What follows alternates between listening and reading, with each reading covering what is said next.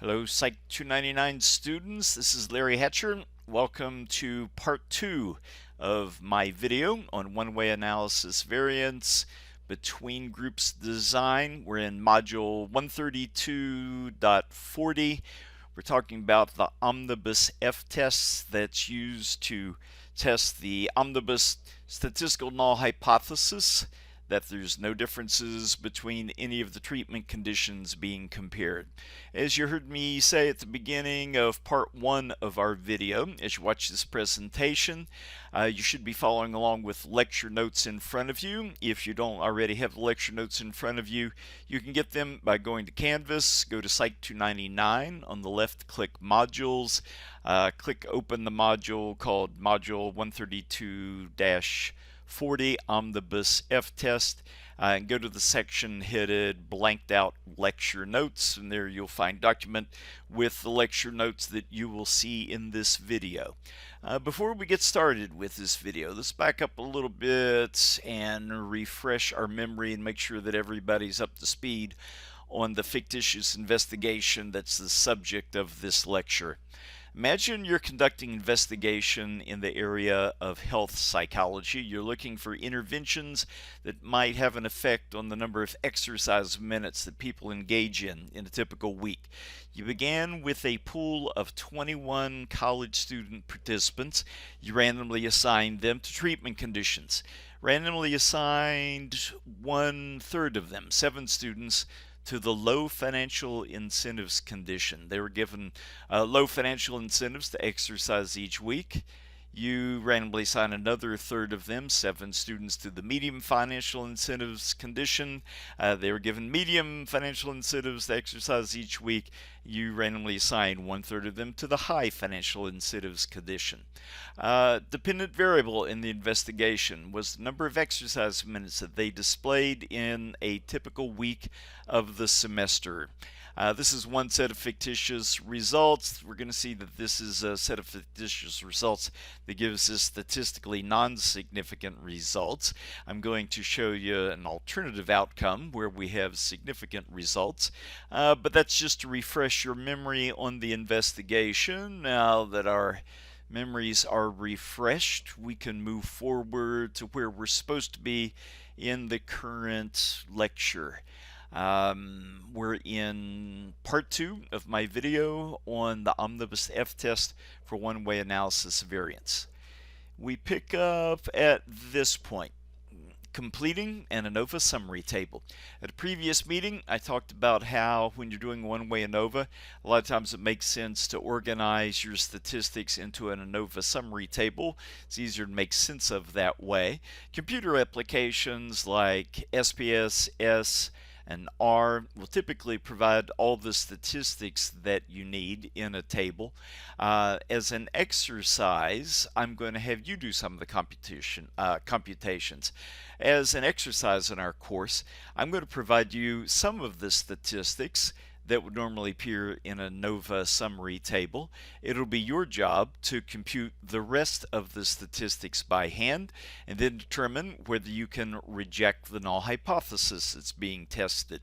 I'm going to show you the ropes by showing you how to do these analyses and compute these statistics for one set of outcomes. Then you'll do a small group discussion exercise on your own time in which I give you some of the statistics, and it'll be up to you to compute the rest of the statistics on your own. But again, in this video, I'm going to show you the ropes.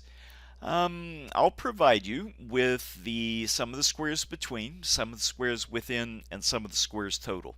In part 1 of this video, I talked about the different components of an ANOVA summary table.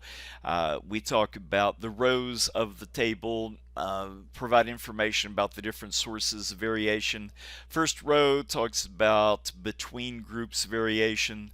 Second row provides information about within groups variation, and the third row provides information about total variation in the data set. The table of an ANOVA summary table is divided into columns. The first column is typically headed SS. This provides information for sums of squares, and this is a column of statistics that I will provide to you in the exercise. I will give you the sum of the squares between, sum of the squares within, and the sum of the squares total. It'll be your job to then compute the remainder of the statistics in the table. I will show you how to do this step by step. To make things concrete, let's imagine that I provide you with these sums of squares for our current analysis. Current analysis, we're looking at the effects of financial incentives on exercise minutes per week. Imagine that I give you a set of fictitious results where the sum of the squares between is 700.57, sum of the squares within is 3,500, sum of the squares total is 4,200.57. If I gave you those three values, those three sets of sums of squares, you should be able to compute all of the remaining statistics in the table. You should be able to compute the degrees of freedom between, degrees of freedom within, the degrees of freedom total. I illustrate that on the next slide. It's going to be easy to compute these statistics that you need to compute because I provide all of the formulas that you need contained within this red rectangle. All of the formulas you'll need to compute everything you need in the exercise are right here. We'll take things one column at a time. In filling out the different values that go into an ANOVA summary table, the one thing that's important is to remember you have to do things in the correct order. First thing you'll always compute are degrees freedom between, degrees freedom within, degrees freedom total. Once all of the values in the degrees freedom column are completed, you can move to the next column, the mean square column. You'll compute mean square between and mean square within. Once you have those values, you compute the final statistic, and this is the one that the reader typically normally cares about, the obtained F statistic, because the size of that obtained F statistic is going to tell you whether you have a statistically significant omnibus treatment effect. So our first column is the degrees of freedom column. Headed DF for degrees of freedom. First thing we're going to compute are degrees freedom between, degrees freedom within, and degrees of freedom total. Let's get focused by first computing degrees freedom between, the place where the column headed DF intersects with the row headed between. We have degrees freedom between. I indicated that I'm going to provide you with all the formulas you need. Here's the first formula you need to compute degrees freedom between groups. The formula is K minus 1. What exactly does that mean? Degrees freedom between groups computed as K minus 1, where K represents the number of conditions of the factor, the number of treatment conditions in your one-way ANOVA. In our current investigation, K is equal to 3. Remember, with our investigation, the independent variable was financial incentives.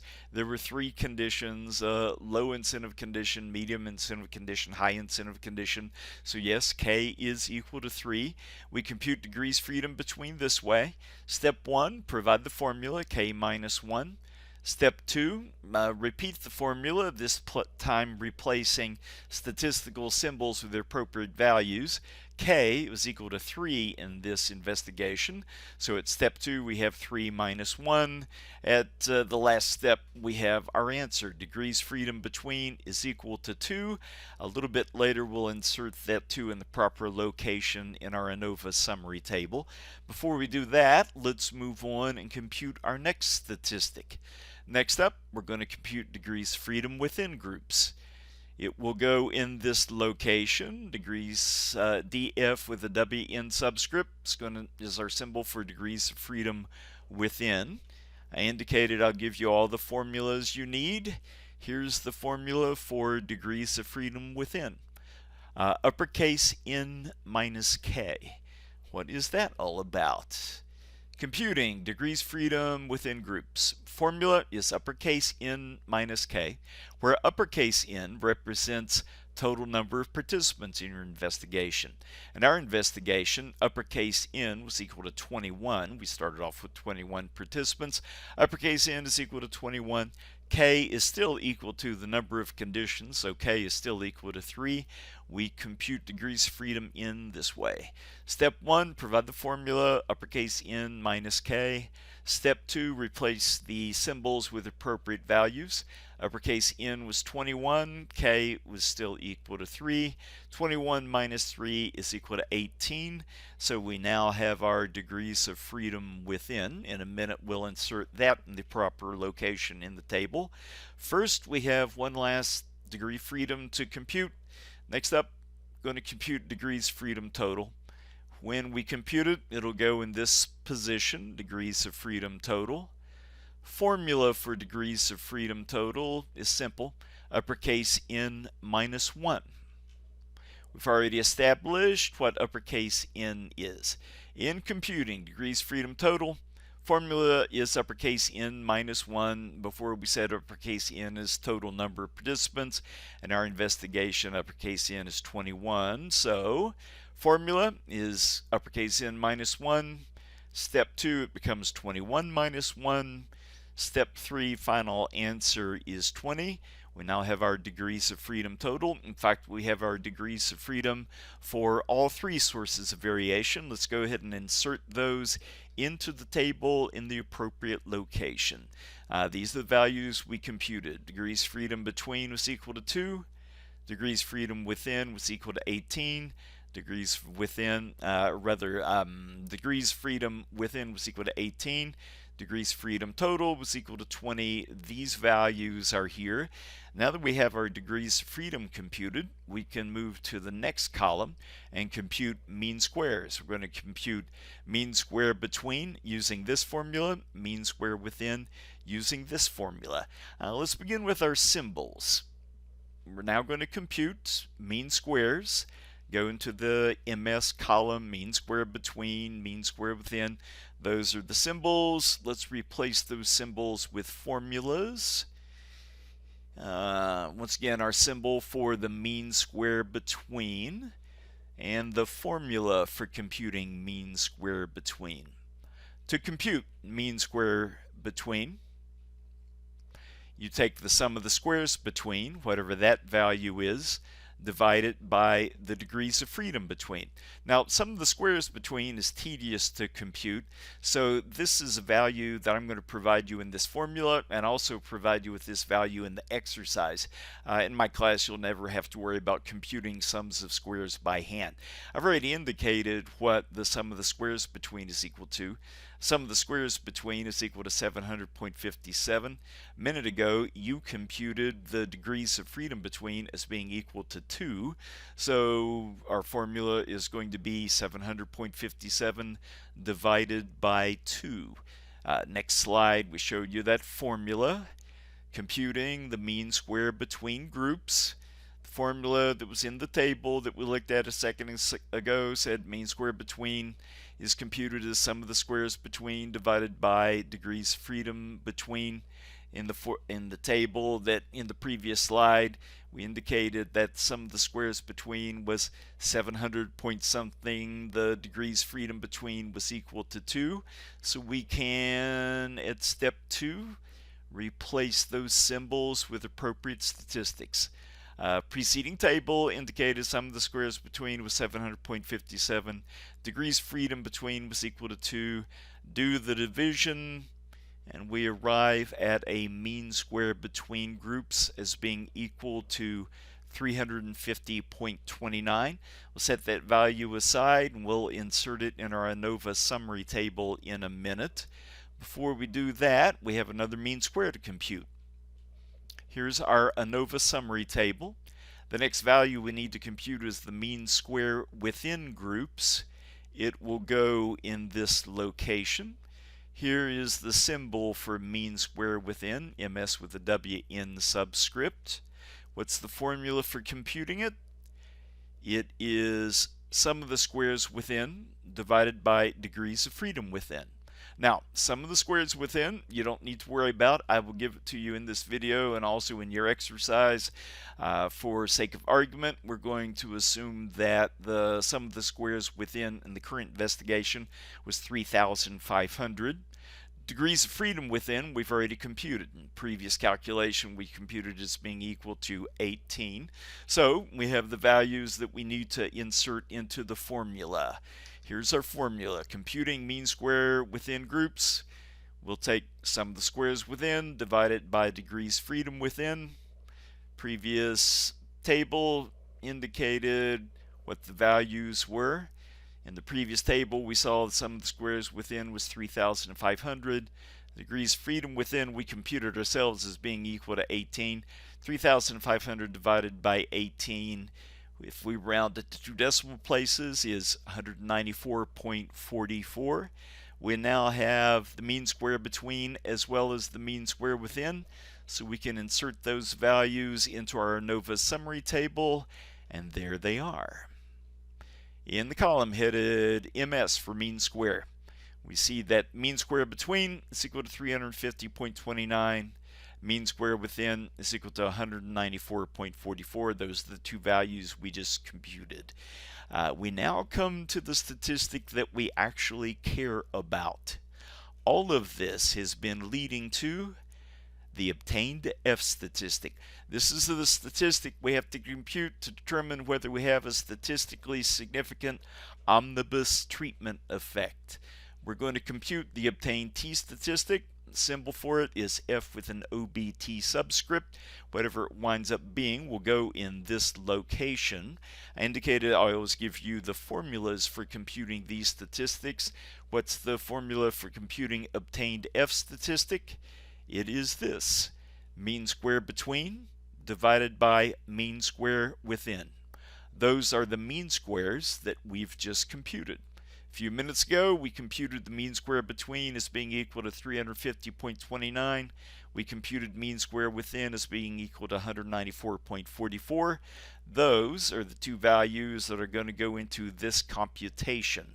Let's look at it in more systematic fashion. Computing the obtained F statistic. Obtained F statistic is computed as mean square between divided by mean square within. We have computed those values. What were they? We established that the mean square between was 350.29, mean square within was 194.44. Do the division, our obtained F statistic winds up being 1.80. This is important. Finally, we have the obtained F statistic that we can insert in our ANOVA summary table. This is where it goes under the heading F. For what it's worth, if you're doing a one-way ANOVA, it's always in the row headed between groups, because we're looking at a between groups treatment effect. Our obtained F statistic in this case is 1.80. So we have the F statistic. Is it statistically significant? Well, in making that decision, we're going to have to fill in the final item in this table, the obtained p-value. Obtained p-value is going to go under the heading lowercase p. This will be the obtained probability value for F. The obtained p-value, if you're doing an F test, the obtained p-value represents the probability of obtaining an F statistic as extreme as the current F statistic if the no effect null hypothesis were true. We're going to enter either NS, or p is greater than 0.05, if our obtained F statistic is non-significant, or we're going to enter p is less than 0.05 if the F statistic is significant. Now, I don't expect any of this to make sense right now, but we're going to talk about this and show you some drawings that hopefully will allow this to make sense. And once again, I want to emphasize what the obtained p-value is all about. The obtained p-value represents the probability of getting an F statistic as extreme as the current F statistic if the null hypothesis were true. Now let's think in concrete terms. Is our obtained F statistic for the current analysis statistically significant? We've just computed that our obtained F statistic was 1.80. Now, in a way, that's a good sign. 1.80 is larger than the no effect value of 1.0. In previous video, talked about how if the null hypothesis is true, theoretically your obtained F statistic should be equal to 1.0. Sometimes your obtained F will be a little bit bigger than 1.0 or a little bit smaller than 1.0 just due to sampling error, but it should be in the vicinity of 1.0. We have some good news in that our obtained F statistic is 1.80, which is bigger than 1.0, but is it sufficiently larger than 1.0 for us to reject the null hypothesis? Maybe it's only a little bit bigger than 1.0 merely due to sampling error. In order to decide whether it's big enough for us to say it's statistically significant, in order for us to decide whether we can say it is big enough to reject the null hypothesis, we have to see where obtained F statistic falls in the sampling distribution of F. Now in a minute I'm going to show you a picture of the sampling distribution of F, but before we look at the picture, let's do a thought experiment. Anytime I'm talking about sampling distributions, I like my students to do a thought experiment to think about theoretically how such a sampling distribution is created. It goes like this. To create sampling distribution of F, first of all, and most important, assume that the null hypothesis is true. Begin with the assumption independent variable has no effect at all. Begin with the assumption that in the population there's no difference between the low incentive people, the medium incentive people, and the high incentive people. No difference between these three groups with respect to the minutes of exercise they get in a typical week. Let's begin with the assumption that that null hypothesis is true. Okay, we conduct our study. We have a sample of 21 participants, randomly assign 7 of them to the low incentive condition, a different 7 to the medium incentive condition, different 7 to the high incentive condition. We conduct our investigation. One of the groups will probably score a little bit higher than the other groups, maybe just due to sampling error. Whatever the differences are, we analyze our data, we compute the obtained F statistic. Now, since the null hypothesis is true, this obtained F statistic is probably going to be pretty close to 1.0, sometimes a little bit bigger, sometimes a little bit smaller just due to sampling error, but in the vicinity of 1.0. We compute an obtained F statistic, we add that F statistic to a sampling distribution. Sampling distribution now has exactly one F statistic in it. Then we come to the important step. We repeat this process an infinite number of times. Take a different group of 21 college students. Randomly assign 1/3 of them to each of your treatment conditions, low incentive, medium incentive, high incentive condition. Conduct your investigation. Analyze the data. Get an F statistic, whatever the F statistic is, add it to your sampling distribution. You do this an infinite number of times. You wind up with a stack of F statistics, which you will call the sampling distribution of F. And the sampling distribution of F will look like this. Sampling distribution of F. Notice it looks different from Z distribution, looks different from T distribution because it's skewed. It's skewed because an F statistic cannot be any lower than 0. But theoretically, there's no limit as to how big an F statistic can be. So it creates this distribution where most of the F statistics are lumped together down where the low values are, and there's some high values, but they're not very common. They form this long tail that goes out in the direction of positive infinity. Notice the no effect value of F is 1.0. We've said this several times. If the null hypothesis is true, then theoretically your obtained F statistic should be equal to 1.0. Sometimes a little bit bigger than 1.0 due to sampling error, sometimes a little bit smaller than 1.0 due to sampling error, but in the vicinity of 1.0. The central 95% of these F statistics will appear in what we call the region of non-significance. The central 95% 5% of the distribution. If the null hypothesis is true, if you conducted your study an infinite number of times, 95% of the F statistics should fall in this vicinity. Notice that I have an extreme tail that goes out in the direction of positive infinity.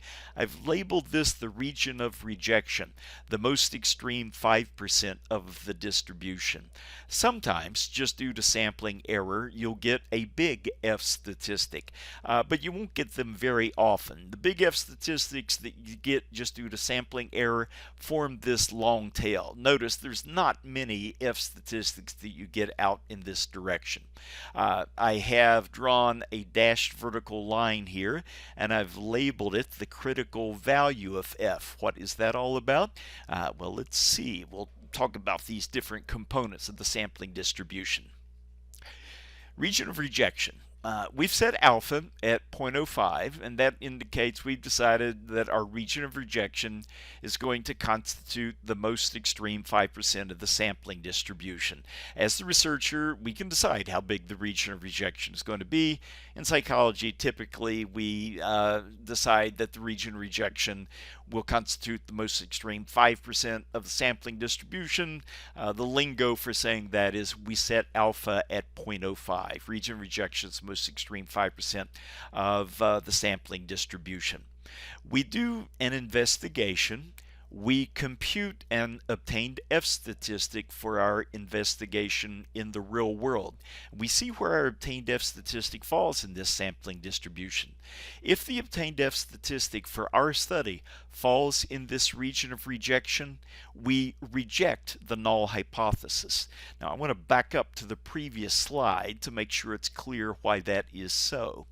If the null hypothesis is true, your obtained F statistic should be in this vicinity. It should be equal to 1.0 or pretty close to 1.0. If you get a really big F statistic, something that's far away from 1.0, that's unlikely. It's improbable you'd get an F statistic that big if the null hypothesis were true. So if your obtained F statistic is so big that it's out in the most extreme 5% of the sampling distribution, you're going to reject the null hypothesis. You're going to say, I have statistically significant results. Well, that begs the question, exactly how big does my obtained F statistic have to be for me to say it's in the most extreme 5% of the sampling distribution? Well, it's got to be bigger than the critical value of F. That brings us to our next problem. If the obtained F statistic falls in the region of rejection, we'll reject the null hypothesis. That brings us to the issue of the critical value of F. Critical value of F, represented as F with crit as a subscript. Critical value of F is the F value that marks the edge of the region of rejection. If our obtained F statistic is bigger than the critical value of F, it'll fall in the region of rejection and will reject the null hypothesis, as I have just said. Well, what is the critical value of F? Unfortunately for us, it's not going to be simple like it was back when we did a z-test and there was this one standard value, plus or minus 1.96 was critical value. There's actually an infinite number of critical values of F. We have to look up the critical value of F that's appropriate for our investigation. We have to look up the appropriate critical value of F for our investigation. We'll use a table of F to do this, and I will provide you with a table of F with your discussion exercise that you'll do after watching this video. The critical value of F is determined by three issues. What's the alpha level that we selected? Did we set alpha at 0.05, 0.01, 0.001? In my class, I just about always set alpha at 0.05.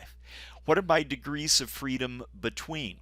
That is something that we computed back when we did the ANOVA summary table a few minutes ago.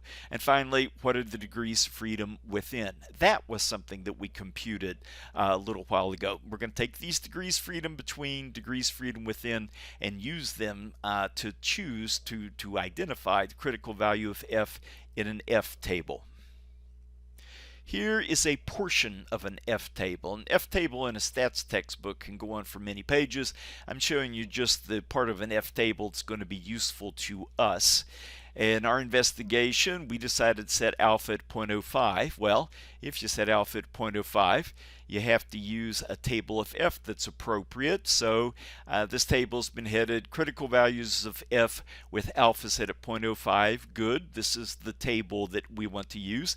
And yes, you will have a table like this at the end of the exercise that you're going to do after watching this video.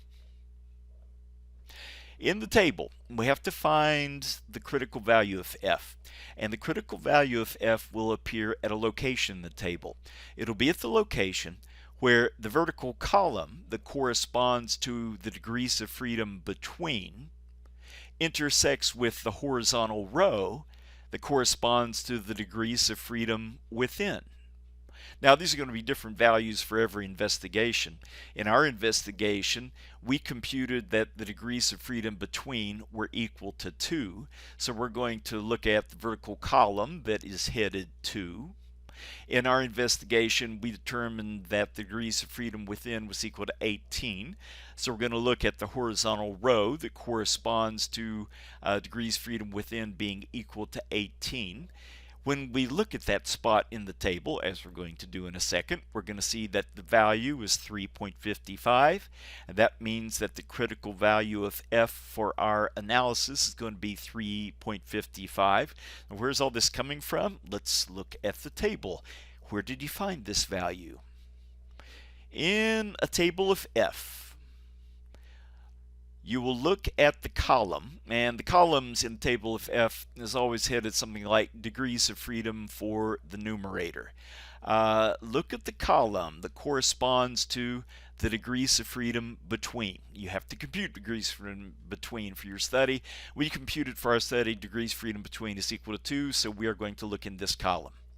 The rows of the table running horizontally are going to be labeled something like degrees of freedom for the denominator.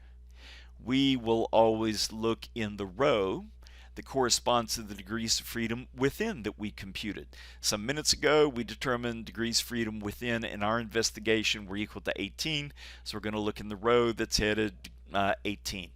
Where the column headed 2 intersects with the row headed 18, we see the value 3.55. So now we know what the critical value of F is going to be for our analysis. Critical value of F is 3.55. These things always make more sense if you have a drawing to compare them to.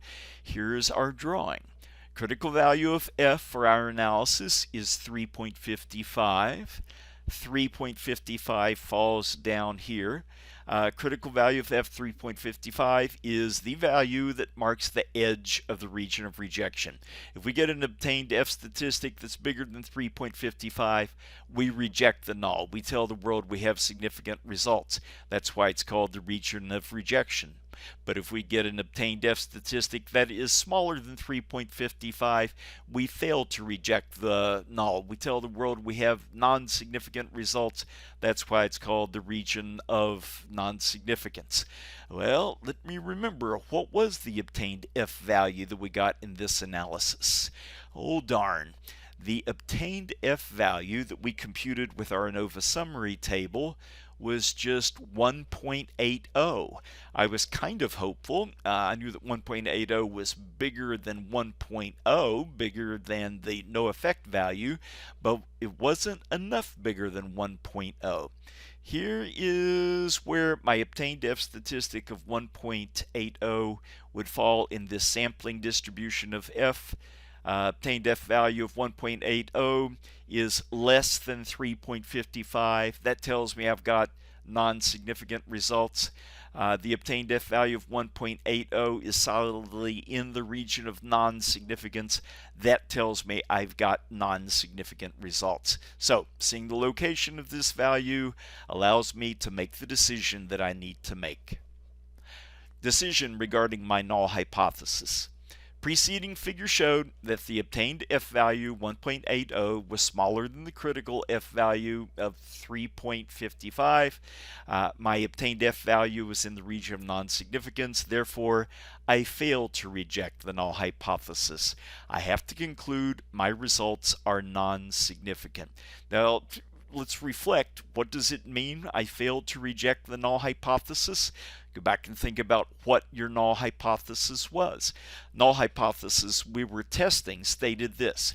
Null hypothesis said, in the population, mean number of minutes displayed by the low incentive people is equal to the mean number of minutes displayed by the medium incentive people is equal to the mean number of minutes displayed by the high incentive people. In the population, there's no difference between participants in the low incentive condition, medium incentive condition, and high incentive condition with respect to their mean scores on the dependent variable.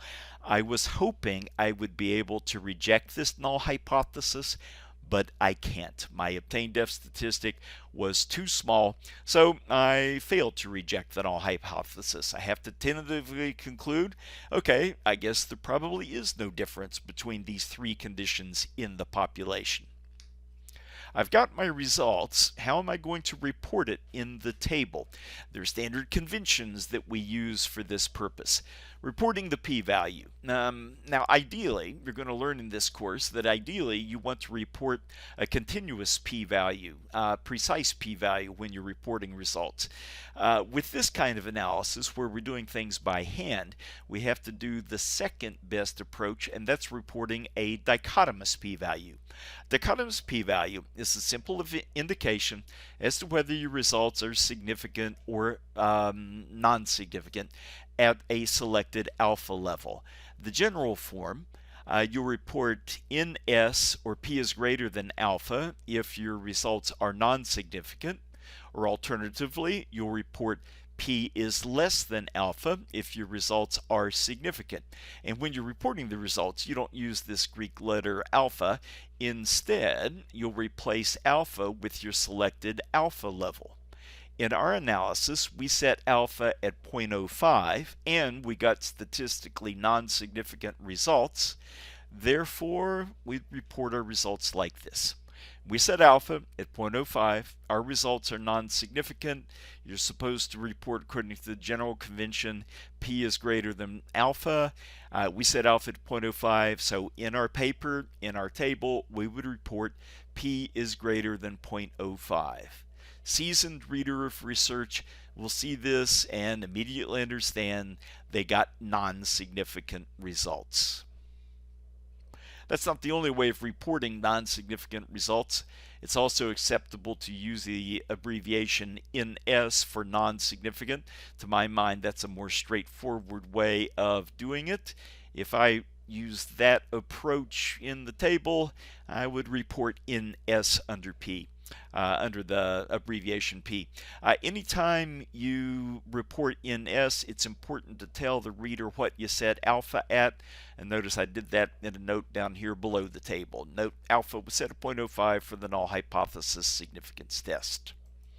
And after many minutes of work, our table is now complete. This is a complete ANOVA summary table telling the reader whether we got a statistically significant omnibus treatment effect.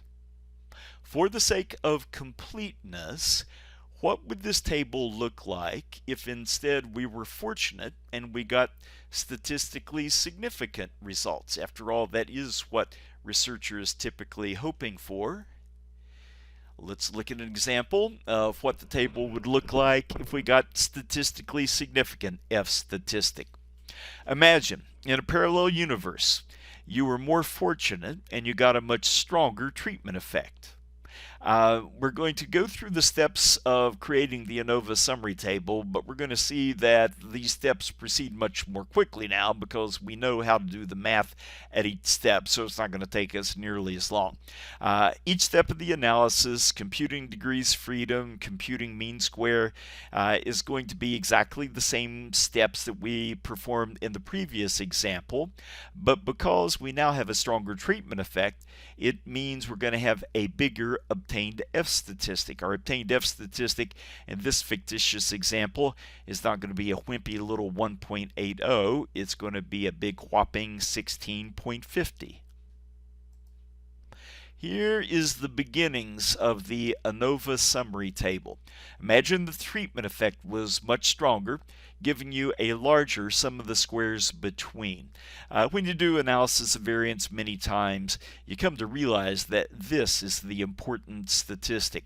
Sum of the squares between is a crude measure of variability that's attributable to the effect of the independent variable. If your independent variable has a big treatment effect, it's going to cause this statistic to be big.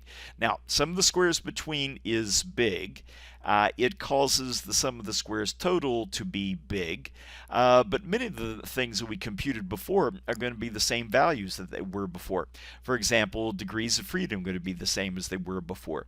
We can, since we've already gone through the steps of computing the various statistics that go into this ANOVA summary table, let's flash forward and see what our finished ANOVA summary table would be after we computed everything. This big treatment effect would ultimately produce a larger obtained F statistic of 16.50. The one thing that's different, the one thing that causes everything to be different in this table, is the fact that the sum of the squares between is bigger. Some of the things are the same. Degrees of freedom between, the same as they were before. Degrees of freedom within, same as before. Degrees of freedom total, same as before.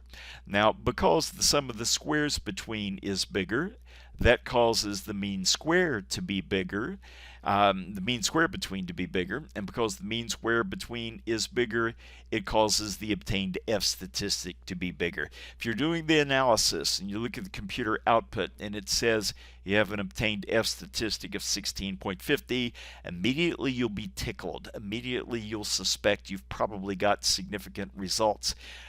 You would be this confident because you would know approximately where the obtained F statistic would fall in our sampling distribution of F. This is the same picture of the sampling distribution of F that I showed you some minutes ago. Same sampling distribution as before. 95% of the F statistics would fall in this vicinity if your null hypothesis were true. Only 5% of them would fall up here if the null hypothesis were true. Critical value of F would still be 3.55.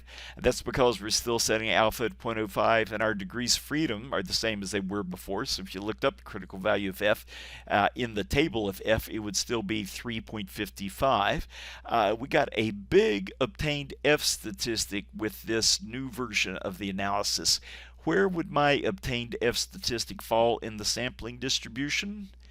Now it falls way out here. In this parallel universe where you had bigger treatment effect, your obtained F statistic is now 16.50. An obtained F statistic of 16.50 would fall somewhere in this vicinity.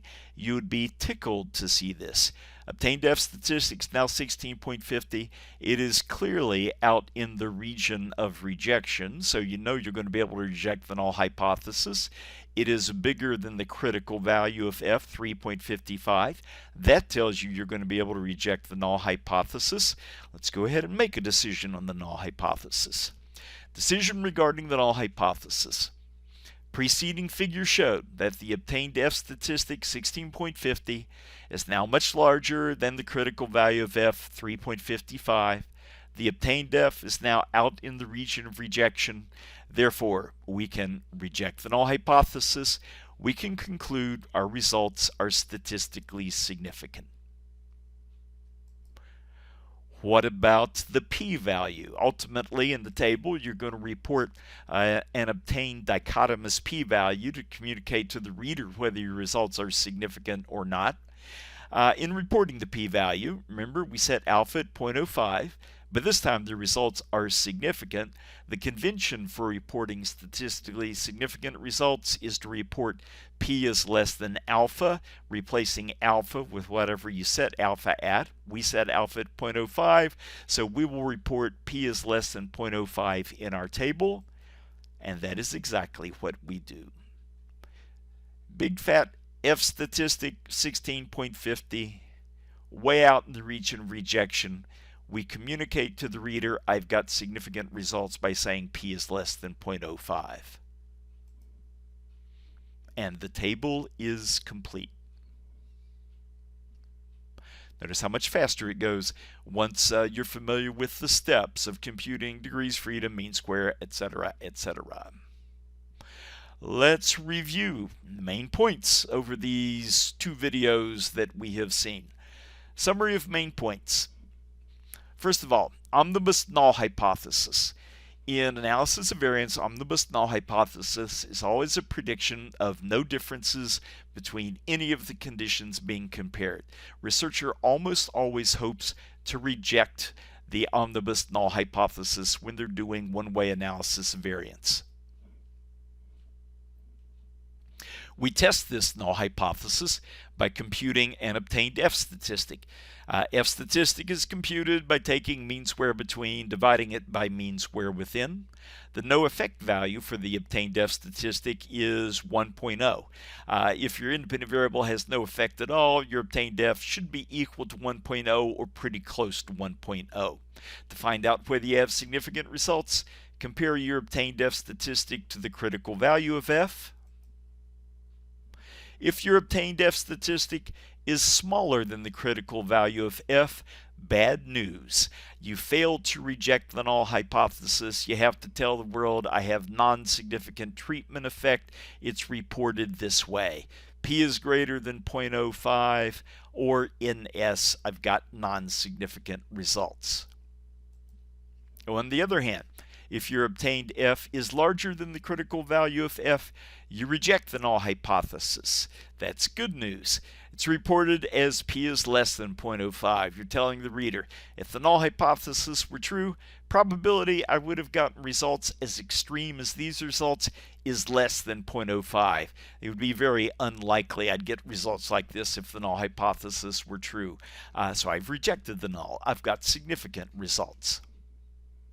You now know the basics of computing an obtained F statistic to determine whether you have a statistically significant omnibus treatment effect. Next up for you, if you're a student in my Psych 299 class, is to do what in the past we would have called the small group discussion exercise. It's not exactly a small group discussion exercise since you folks are working mostly on your own these days. Nonetheless, you still need to work on that exercise to be able to handle my related Canvas quiz that's coming up.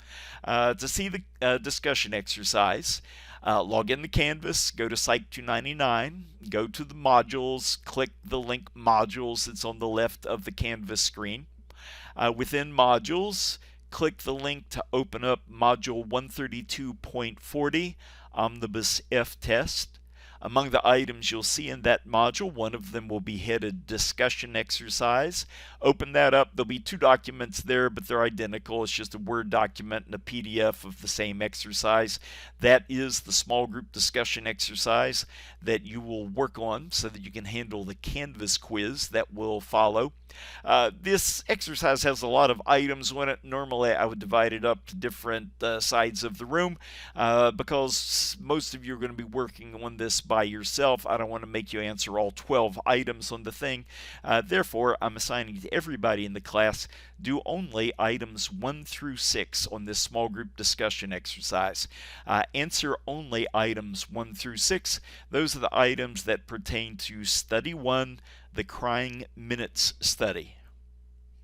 Now, you've got to do this in order to handle my Canvas quiz. You've got to do this so-called small group discussion exercise. Next item is optional. After you've worked on that small group discussion exercise, optionally, you can move on to do the Canvas online discussion. This is the thing where you have the opportunity to get into a discussion board and talk to other students in the class if you are so inclined. If you want to do this, once again, get in the Canvas, Psych 299, go to modules, open up the module 132.40 Omnibus F Test. There'll be a heading Canvas online discussion. Click the link under that and it'll allow you into that discussion chat type room.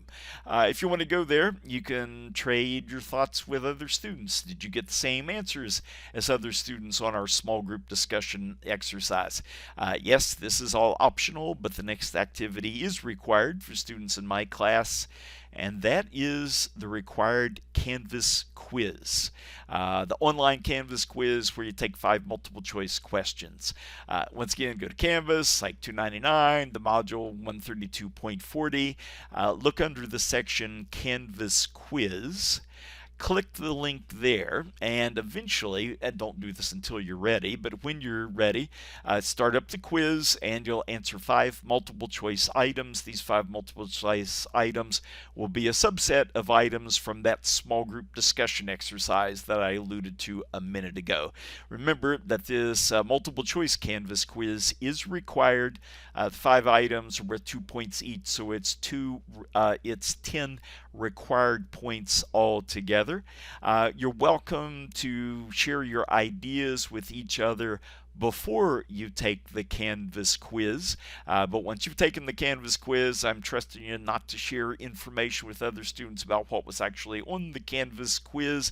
I do expect each of you to do your own work when you're doing the multiple choice Canvas quiz. That wraps up part 2 of my video on analysis of variance, doing the Omnibus F test for the Omnibus treatment effect. Keep an eye out for the next email from me. Look for the next announcement from me. I'll let you know when I have the next module up and the next video ready for you to review.